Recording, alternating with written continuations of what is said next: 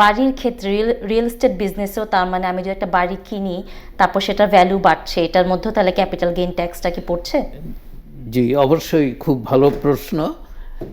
ধরেন আপনি একটা বাড়ি কিনেছেন 500,000 দিয়ে, 500,000, এবং বাড়িটা 3 বছর পর এইটার ভ্যালু 800,000। আপনাকে কি এখন এই 300,000-এর উপর ট্যাক্স পে করতে হবে? না। এখানে প্রশ্ন আসে realised gain or unrealised gain.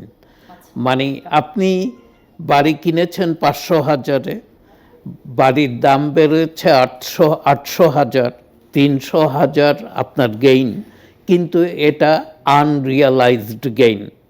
আপনি বাড়িটা বিক্রি করেননি, অতএব পজিশন আপনার ওপেন আছে, আপনি ক্লোজ করেননি। ক্লোজ না করা পর্যন্ত এটা ট্যাক্সেবল ইভেন্ট না। যখন আপনি ক্লোজ করবেন, তার মানে আপনি 300,000 রিয়ালাইজড করলেন, তখন এই 300,000-এর উপর আপনাকে ট্যাক্স পে করতে হবে।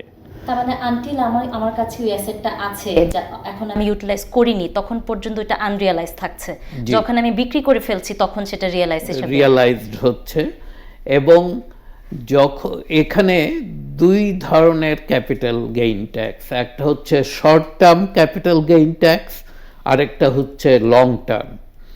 শর্ট টার্ম, যদি আপনি কোনো অ্যাসেট প্রপার্টি যেটাই কিনেছেন, if you sell it within an year, 1 বছরের মধ্যে ওটা বিক্রি করে দিয়েছেন, তাহলে এটা শর্ট টার্ম ক্যাপিটাল গেইন।